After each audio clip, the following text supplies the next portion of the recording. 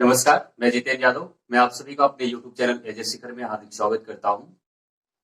देखिए, आप लोगों की बहुत दिनों से डिमांड थी कि सर आप कंपटीशन की मैथ पढ़ाइए, तो आज मैं आप लोगों के लिए कंपटीशन की मैथ लेकर आया हूं, जिसमें मैं आज आपको पहला चैप्टर पढ़ाऊंगा, परसेंटेज, प्रतिशत। देखिए, प्रतिशत जो होता है ये पूरी अर्थमेटिक का बैकबोन होता है। हमारे कहने का मतलब क्या है कि बहुत सारे ऐसे चैप्टर हैं जो प्रतिशत से बिलोंग करते हैं, तो इसलिए मैं इस चैप्टर को सबसे पहले कंप्लीट करवा रहा हूँ।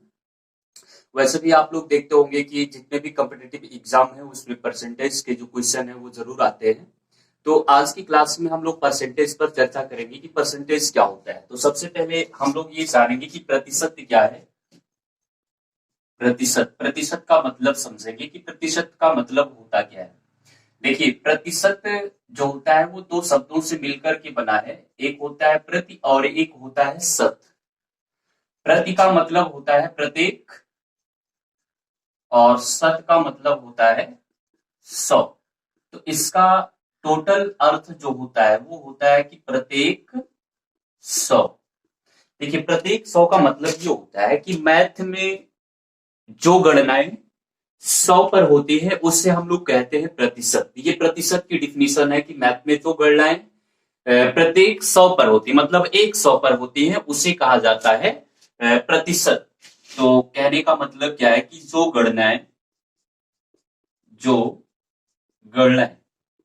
प्रत्येक 100 पर की जाती है, प्रत्येक 100 पर की जाती हैं, तो उसे प्रतिशत कहते हैं।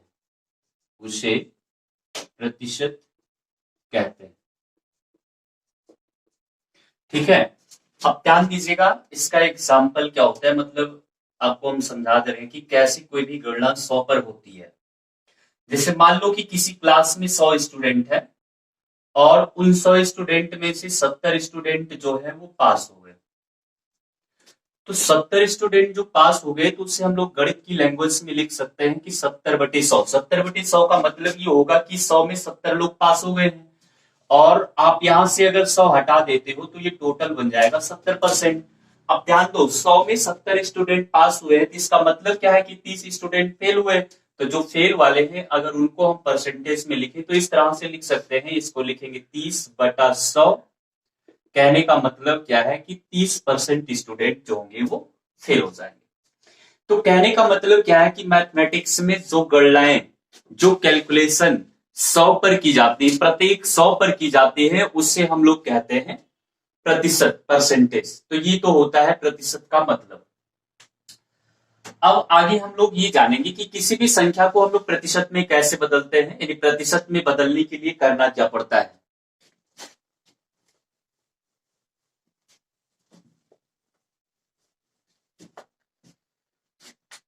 प्रतिशत में बदलना, प्रतिशत में बदलना, प्रतिशत में बदलना।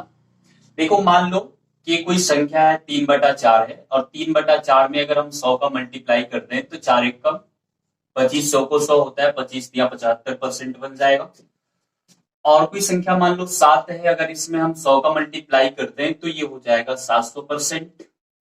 मान लो कोई संख्या 0.05 है, इसमें हम 100 का मल्टीप्लाई करते हैं तो ये हो जाएगा 5%, 0.2 अंक खिसक जाएगा।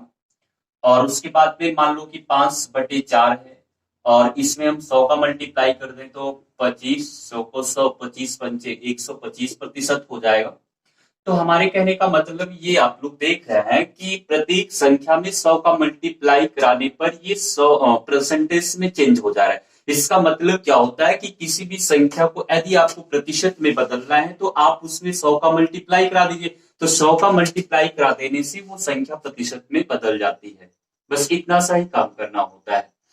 ठीक है। अब इसके बाद में हम लोग ये जानेंगे कि कुछ फ्रैक्शन होते हैं उनकी परसेंटेज में वैल्यू होती है। मतलब ये है कि कुछ भिन्नें होती हैं, उनके प्रतिशत में मान होते हैं, तो उन भिन्नों के प्रतिशत में मान याद रखना होता है। इसलिए क्योंकि आगे आपको कुछ ऐसे चैप्टर मिलेंगे, मतलब इस चैप्टर में कुछ ऐसे क्वेश्चंस मिलेंगे कि जिनकी कैलकुलेशन बहुत लंबे लंबे होते हैं, तो वहां पे आप लोग अगर भिन्नों के अगर प्रतिशत में मान याद रखते हैं तो उनकी कैलकुलेशन से आप लोग बच जाएंगे। ठीक है। और वैसे भी आपको ये पता होगा कि कॉम्पिटेटिव एग्जाम में कैलकुलेशन से बचना बहुत जरूरी होता है, तभी हम लोग अपने टाइम को मैनेजमेंट कर पाते हैं। ठीक है, तो चलिए आगे देखते हैं फिर हम लोग कि भिन्नों को प्रतिशत में कैसे बदला जाता है, या भिन्नों के प्रतिशत में मान क्या होते हैं, उसे आप लोग याद रखिएगा। जनरली देखो, बिल्कुल आपको ये नहीं तय कर लेना है कि उससे हम रटेंगे, है जित बना लो, रटने की कोई विशेष जरूरत नहीं। मतलब एक बार उसे आप सत्संगी गौर से देख लीजिए ध्यान से, उसके बाद में वो प्रैक्टिस करते करते सारी बातें आपको याद हो जाएंगी, क्योंकि मैथ में प्रैक्टिस बहुत मायने रखती है। चलिए देखिएगा, आगे हम लोग ये जानेंगे कि भिन्नों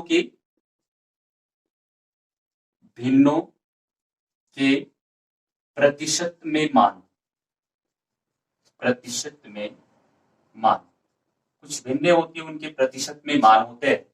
इस मान लो कि हम एक से स्टार्ट करते हैं, तो एक में अगर आप 100 का मल्टीप्लाई कराओगे तो ये हो जाएगा 100%, क्योंकि 100 का मल्टीप्लाई करा देने से ही वो संख्या किस में बदल जाएगी, परसेंटेज में बदल जाती है। आप 2 में करा दो, 1/2 में, क्योंकि 2 में नहीं कराएंगे, 1/2 में, भिन्न को लेकर के चलना, फ्रैक्शन से मतलब है। तो 1/2 गुणित 100 बराबर ये हो जाएगा 2 एकम 50, यानी ये 50% बन जाएगा। अब इसके बाद में चलो 1/3 को हम चेंज कर देते हैं, तो इसको परसेंटेज से बदलना है, तो 100 का मल्टीप्लाई करेंगे तो ये कटेगा तो 33 बार जाएगा, क्योंकि 33 या 99 होता है, एक रिमाइंडर बचेगा, तो ये 33 सही 1/3% बनेगा। इसके बाद में फिर 1/4 को चेंज करेंगे, तो 1/4 को चेंज करना है तो 100 का मल्टीप्लाई कराएंगे, तो ये हो जाएगा 25 चौको 100, यानी ये 25% हो जाएगा। तो अगर आपको कहीं पे 25% दिया है, तो 25% को अगर आपको भिन्न में मान की जरूरत है, उससे आप ये जान जाइएगा कि 1/4 है, या कहीं पे 1/4 है, तो आप ये समझ जाइएगा कि वो 25%, यानी 1/4 होता है 25% के। वैसे उस मौके पर भी आप चेंज कर सकते हैं, 1/4 में 100 का मल्टीप्लाई करिए, उस समय चेंज कर सकते हैं। लेकिन याद करने से बस इतना होगा कि टाइम आपका बच जाएगा, इतना करने की वहां पर कोई जरूरत नहीं होगी। तो चलिए आगे ध्यान से देखिए, 1/5 है, तो 1/5 को चेंज करेंगे, तो इसमें 100 का मल्टीप्लाई कराएंगे, 20×5 100 होता है, 20% बनना है। ठीक, उसके बाद में फिर 1/6 क्रम से चलते हैं, तो 1/6 में 100 का मल्टीप्लाई कराओ, तो ये कितना हो जाएगा, 16×6 = 96 होता है, 16 बार जाएगा। और उसके बाद 4 रिमाइंडर बचेगा, 4/6 करेंगे, 2 दूनी 4, 2 तिया 6, यानी 2/3 ये हो जाएगा। तो 16 सही 2/3% की वैल्यू होती है 1/6, या आप ये कह सकते हो कि 1/6 जो फ्रैक्शन है, भिन्न है, इसकी परसेंटेज में वैल्यू होती है 16 सही 2/3। अब चलो इसके बाद में 1/7 की बारी आती है, तो 1/7 गुणे हो जाएगा 100, तो कितनी बार जाएगा, 14×7 = 98, 14 बार गया, तो ये हो गया 14, रिमाइंडर 2 आएगा तो 2/7 हो जाएगा। तो 14 सही 2/7% होगा 1/7 की वैल्यू। उसके बाद 1/8, तो 1/8 हो गया, इसमें 100 का मल्टीप्लाई कराओगे, 12×8 = 96 होता है, 12 बार गया। और उसके बाद में 4 रिमाइंडर बचेगा, तो 4/8, 4 एकम 4 दूनी 8, तो ये हो जाएगा, यानी 12 सही 1/2, 12.5% बराबर होता है 1/8 की।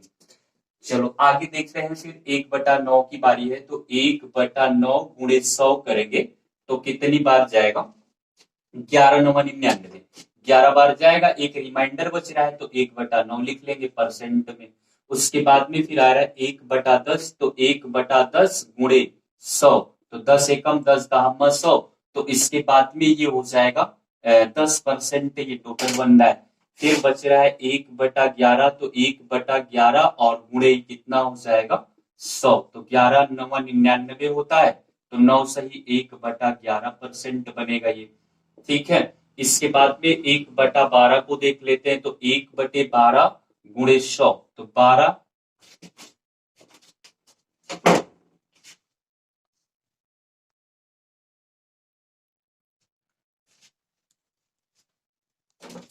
फिर इसको 12 से जब काटेंगे तो ये हो जाएगा 12×96, 8 बार जाएगा, उसके बाद में 4 बचेगा, तो 4/12, 4 एकम 4, 4 तिया 12, यानी ये हो जाएगा 8 सही 1/3%, 12×96, 4 रिमाइंडर बचेगा, तो 4/12 हो जाएगा, यानी 8 सही 4/12, तो 4 एकम 4 तिया 12, उसको सरल करेंगे तो 8 सही 1/3% आएगा 1/12 की वैल्यू।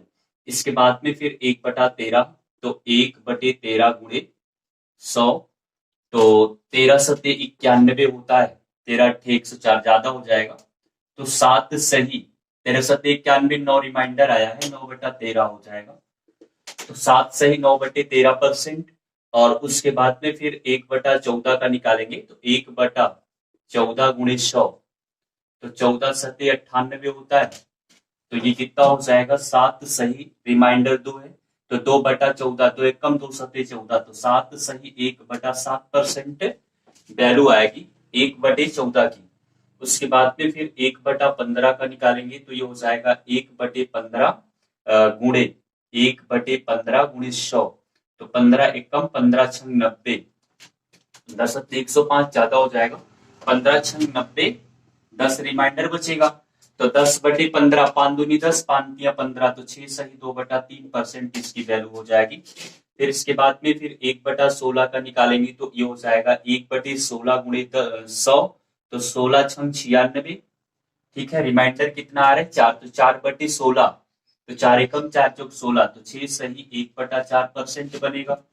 1/17 का निकालेंगे, तो ये हो जाएगा 1/17 गुणे 100, तो 17×5 = 85 होता है, तो 5 बार गया 17×5 = 85, और रिमाइंडर कितना बनेगा 17 छंग 102, ज्यादा हो जा रहा है, तो रिमाइंडर आ रहा है 85, 5 90 10 100, यानी 15/17, तो 5 सही 15/17% आएगा 1/17 की वैल्यू। अब उसके बाद में देखो, ये चीजें जब आप इस तरह से रफ पर करते रहेंगे, निकालते रहेंगे, तो जितने मतलब वैल्यूज जो होते हैं वो अपने आप दिमाग पे सेट हो जाते हैं, रटने की बहुत ज्यादा जरूरत नहीं, बिल्कुल आप प्रेशर में आ सही कि उसको रटना ही है इसे। तो 1/17 का हो गया, इसके बाद में फिर 1/18 का निकालेंगे, तो 1/18 गुणे 100, तो 18×5 = 90, 5 रिमाइंडर 10 आएगा, तो 10/18, 10/18 होगा, तो 2×5 = 10, 2×9 = 18, 5 सही 5/5 सही 5/9% बनेगा। 19 को कर लेते हैं 1/19, तो 1/19 गुणे कितना हो जाएगा 100, तो 19×5 = 95, ठीक है, 5 बार जा रहा है, रिमाइंडर भी 5 जा रहा है, तो 5 सही 5/19% ही बनेगा। 1/20 बिल्कुल सिंपल है, तो 1/20 गुणे 100, देखो 20×5 = 100, टोटल ये कंप्लीट 5% बने। इस तरह से ऐसे निकाल सकते हैं। तो देखो, इस बात को देख करके बहुत ज्यादा आपको घबराना नहीं है कि कैसे किया जा रहा है, बस क्या हो रहा है कि जिसका निकालना उसमें आप 100 का मल्टीप्लाई करा दो, उसके बाद में सरल करो, जो आएगा वही आपका परसेंटेज होगा, परसेंटेज में वैल्यू होगी। तो देखो, इसको इस तरह से जब एक बार दो बार आप करेंगे, तो प्रैक्टिस करेंगे, तो प्रैक्टिस करने से खुद वो दिमाग में सेट हो जाता है, और क्वेश्चन को लगाते लगाते जैसे इसकी जरूरत पड़ेगी, तो आप मन में सोचेंगे कि हाँ, इसका परसेंटेज में मान कितना होता है, फ्रैक्शन में कितना होता है, तो धीरे धीरे वो सब अच्छे से तैयार हो जाता है।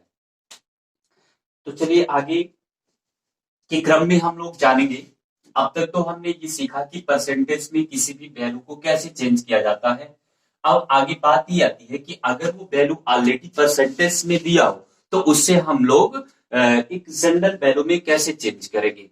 तो ध्यान दीजिए, प्रतिशत हटाना उसे आप कह सकते हैं, प्रतिशत हटाना मीन्स प्रतिशत को हटाया कैसे जाता है, इसका क्या प्रोसेस होता है हटाने का।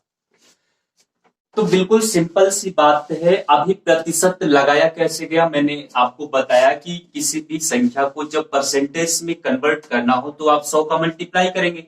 यदि वो संख्या पहले से ही परसेंटेज में दी गई है, तो अगर वो पहले से परसेंटेज में दी गई, इसका मतलब क्या है कि उसमें 100 का मल्टीप्लाई हुआ है, क्योंकि अभी बताया गया कि परसेंटेज में चेंज करने के लिए 100 का मल्टीप्लाई होता है।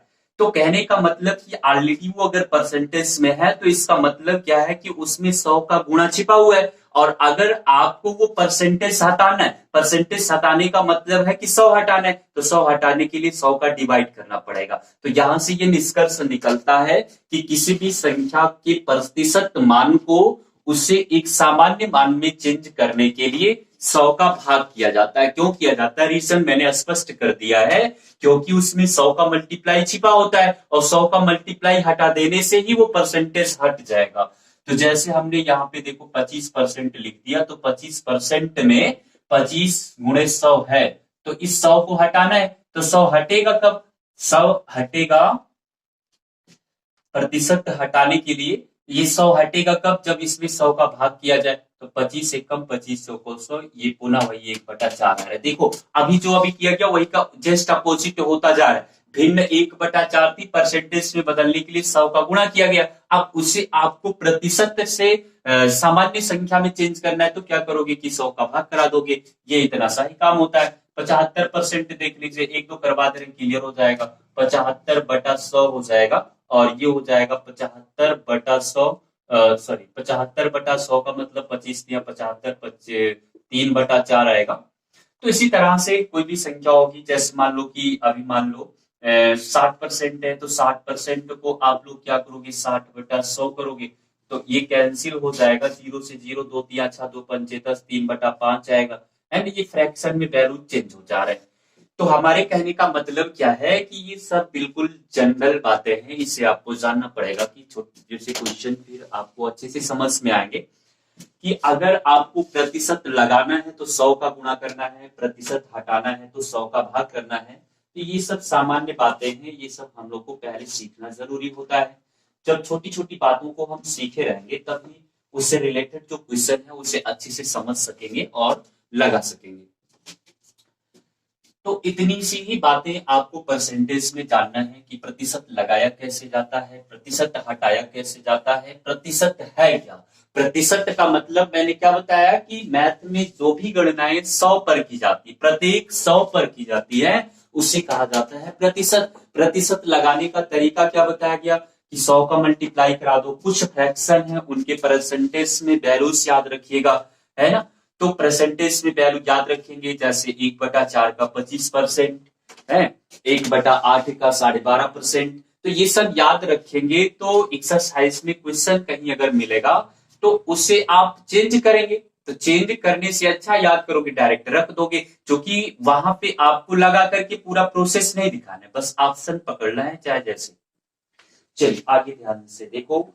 अब इसके बाद में आज मैं आपको बिल्कुल परसेंटेज के बेसिक क्वेश्चन करवा रहा हूं, क्योंकि बेसिक क्वेश्चन से ही आपके अच्छे अच्छे क्वेश्चन बन पाएंगे। तो आज ही क्लास में बिल्कुल बेसिक क्वेश्चन करवाऊंगा, उसके बाद में फिर आगे की क्लास में फिर टॉपिक वाइज क्वेश्चन सेंस करेंगे। जैसे प्रतिशत वृद्धि, कमी पर आधारित प्रश्न होता है, आय व्यय पर आधारित प्रश्न होता है, चुनाव के प्रश्न है, जनसंख्या पर आधारित प्रश्न है, उसके बाद में फिर परीक्षा के परिमाण पर आधारित प्रश्न, फेल पास पर आधारित प्रश्न है। तो बहुत सारे टॉपिक हैं। तो इसके बाद में फिर टॉपिक वाइज में आपको एक एक टॉपिक की क्वेश्चन सिखाता रहूंगा, पढ़ाता रहूंगा। तो चलिए पहला क्वेश्चन देखिएगा। पहला क्वेश्चन है कि यदि x का 35% 735 है, कह रहा है कि यदि x का, देखिए पहला क्वेश्चन आज का देखिएगा, यदि x का 35%, यदि x का 35% 735 है, x का 35% 735 है, तो x का 80% कितना होगा। x का 80% आपको बताना है कि x का 80% कितना होगा। तो चलो ध्यान दो, यहां से इसमें दो कंडीशन, एक तो ये दे दिया है कि x का जो 35% है वो 735 है, तो x का 80% बताना है। तो x का 80% तभी पता चलेगा जब x की वैल्यू पता हो जाए। तो x की वैल्यू पता करने के लिए जो शुरुआत में दिया है वही सॉल्व कर लो। जिसने क्या दिया है कि x का 35%, x का 35% बराबर 735। तो आप क्या लिखेंगे कि 35% का मतलब है कि 35/100 बराबर 735। अब देखो, अब जब पहले तो मैं आपको सॉल्व करके दिखा रहा हूं इसलिए लिख रहा हूं, बाकी आपको इतना लिखने की जरूरत नहीं है। जब आप सीख लेंगे, उतना मेच्योर हो जाते, मेच्योरिटी आ जाती है, तो आदमी वो खुद से ज्यादा चीजें माइंड में ही कर लेता है। तो 5 से काट दो, ठीक है, 5 से 35 और 5 विषयम 100, 7 से कट सकता है, हो सकता है 7 एकम 7 बचे 35, ठीक ना। x बराबर हो जाएगा 105 गुणा 20। अब इसी का 80% बताना है, तो फट से यही निकाल लो, ज्यादा लंबा चौड़ा बढ़ाने की जरूरत नहीं है, ठीक ना। 20 एकम 20 पंजे 100, और उसके बाद में 16 पंजे 80, ठीक है, 16 पंचे 80, या इसको काटो चाहे इसको काट दो, 5 दूनी 10, 5 एकम 5, तो आ कितना रहा है 21 गुणे 80 आ रहा है, तो हो जाएगा 8 एकम 8, 8 दूनी 16, 1680 आ रहा है। ठीक है, 1680 बनेगा। तो इसमें फर्स्ट ऑप्शन सही है, इसमें 4 ऑप्शन दिया था, एक में था 1680 और बी वाले में है 880, 780, 880 और सी वाले में था 780, डी वाले में था 1080, तो पहला ऑप्शन सही। इस तरह के भी क्वेश्चन कुछ एग्जाम में आ जाते हैं जो छोटे एग्जाम होते हैं।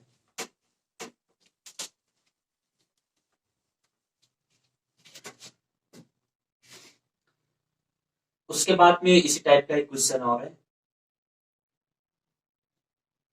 ए के 4 गुने का 30%, दूसरा देखिएगा, ए के 4 गुने का 30%, ए के 4 गुने का 30% का 2/3 का 2/3 कितना होगा, ये बताया है। ठीक ना, कहने का मतलब क्या है कि ए के 4 गुने का 30% का 2/3 कितना होगा, तो जो कह रहा है वो करते चले जाओ। ए के 4 गुना का मतलब ए में 4 का गुणा, का 30% का मतलब 30/100 का 2/3, बस इसी की पहलू बताना है। फिर से देखो, ए का 4 गुना का मतलब ए में 4 का गुणा, का मतलब गुणा होता है का 30%, तो 30/100, फिर का 2/3, का मतलब गुणा होता है। इसे सरल करेंगे तो कितना हो जाएगा, 2/3 भाग कितना है, तो इसको जब सरल किया जाएगा तो 2 3 एकम 3 दाम 30 हो जाएगा, और उसके बाद में 10 एकम 10 दाम 100, 2 एकम 2 पंचे 10, तो ये आएगा 4a/5, 4a/5। डी ऑप्शन सही है, डी ऑप्शन सही है। ठीक है, चलिए नेक्स्ट क्वेश्चन देखिएगा,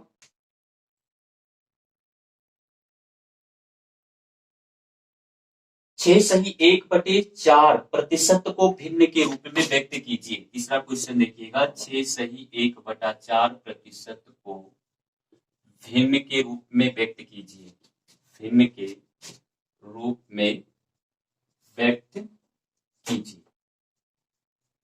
ठीक ना, इसे भिन्न के रूप में व्यक्त करना है, तो देखो 6 सही 1/4% है, तो प्रतिशत हटाने के लिए आप लोग क्या करेंगे, इसको ध्यान से देखो, 6 चौक 24 और 1 ये कितना हो जाएगा 25/4, प्रतिशत हटाने के लिए 100 का भाग करेंगे, तो 100 का भाग करेंगे तो ये कितना हो जाएगा 25/4 गुणे 100, इसका बटा चेंज करें पर 25 100 को 100, तो 1/16 का मान है। इसका आंसर जो हो जाएगा वो होगा 1/16, तो इसमें फर्स्ट ऑप्शन सही है। चलिए नेक्स्ट क्वेश्चन देखिएगा, 1.25 रुपया का 10 रुपया 1.25 रुपया 10 रुपये का कितना प्रतिशत है,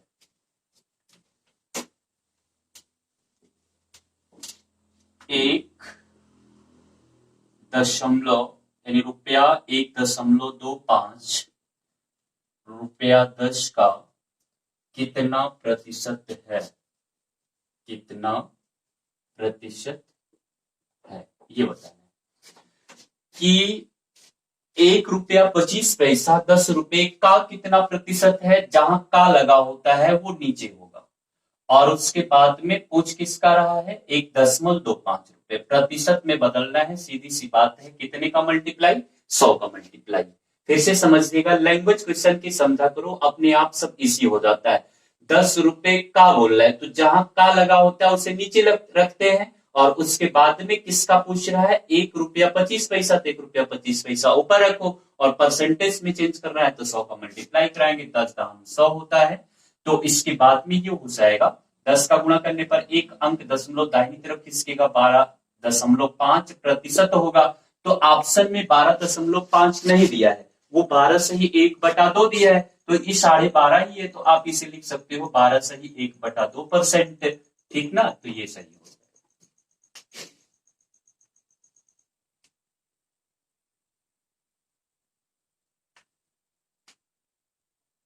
अब ध्यान दीजिएगा, आगे कुछ क्वेश्चन है।